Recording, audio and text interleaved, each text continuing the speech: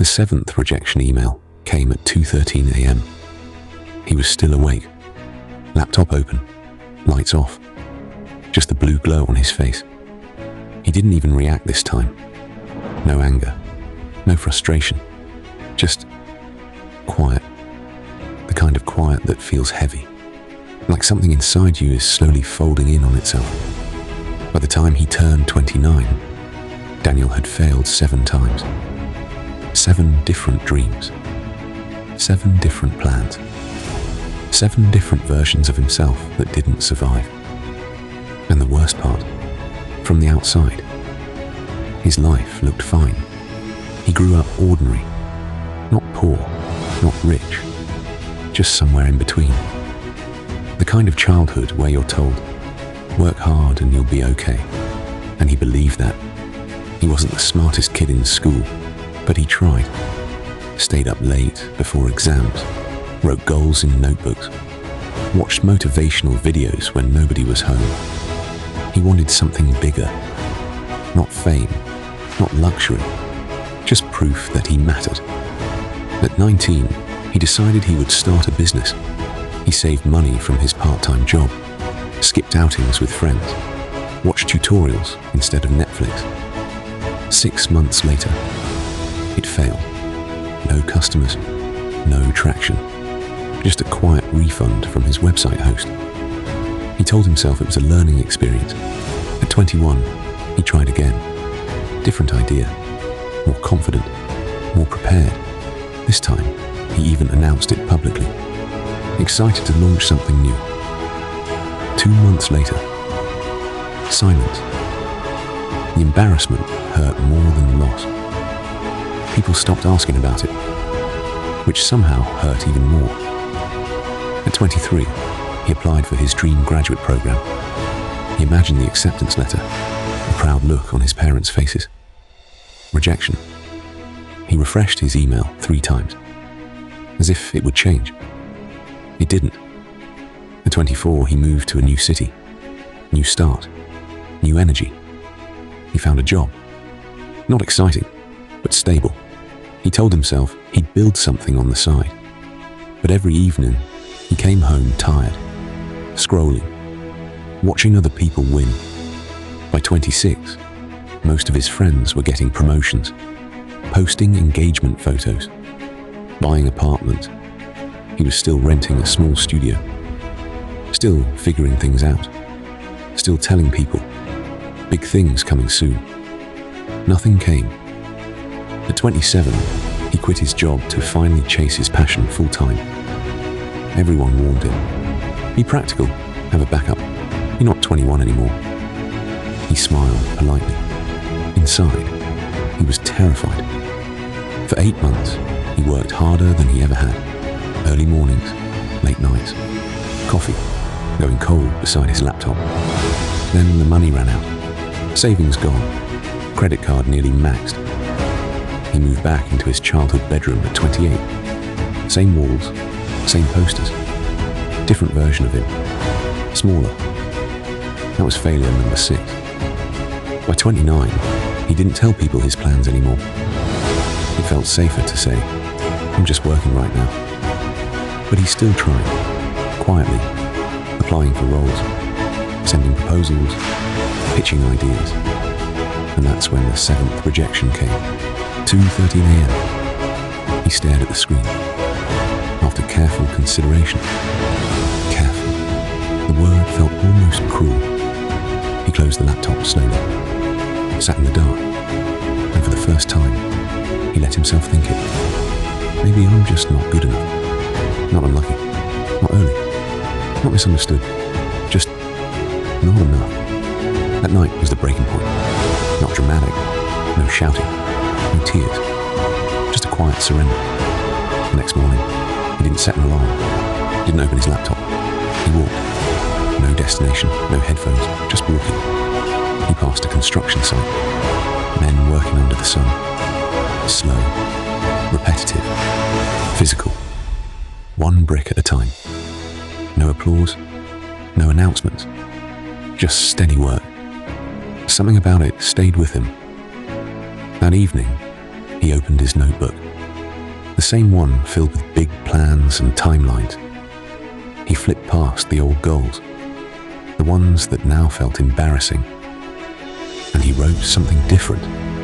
Not build $1 million company, not get into top program, not prove them wrong. He wrote, become someone who doesn't quit.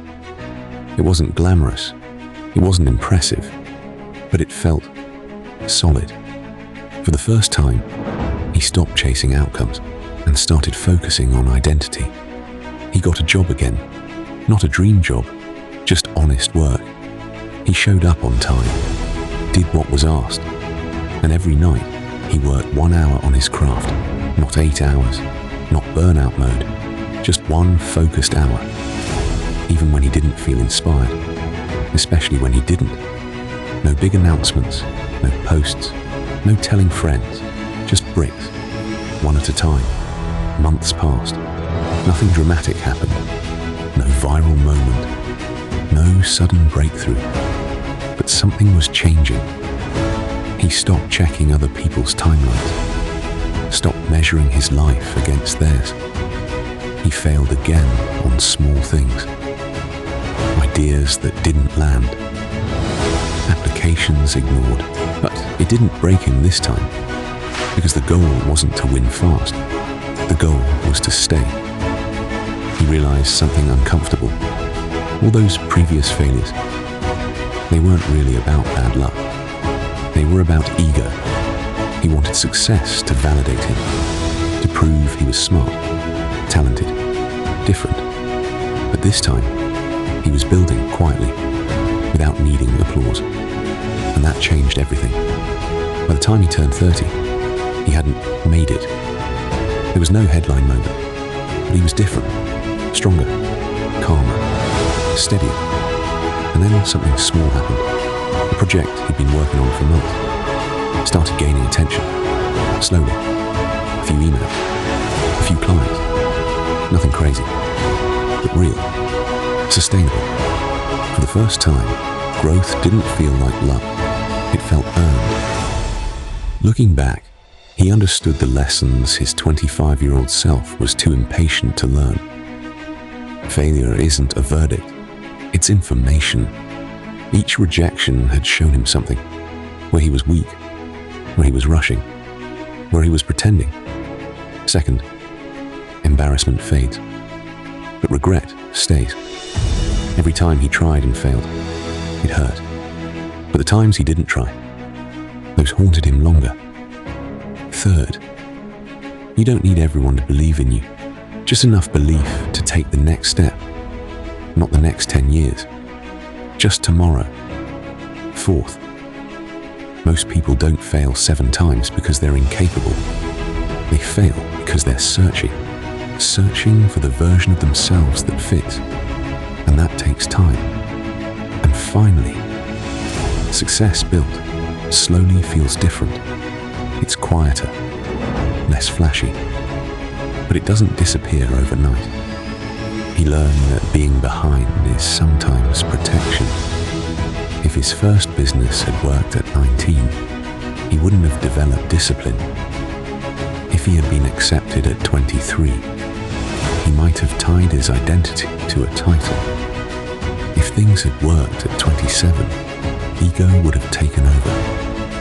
Those 7 failures didn't ruin his 20s.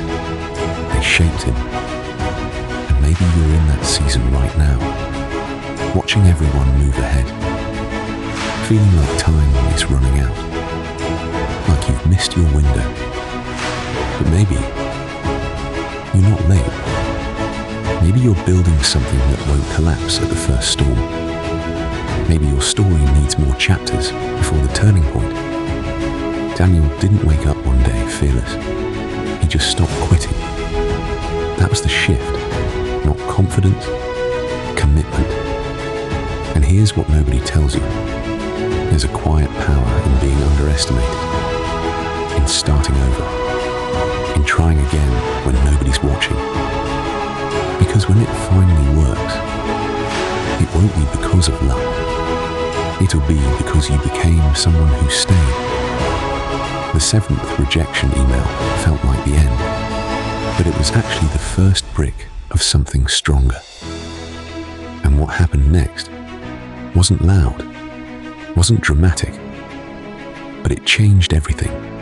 Stay for the story, leave with the lesson. And in part 2, you'll see what happened when the opportunity he never expected finally showed up and tested everything he had rebuilt.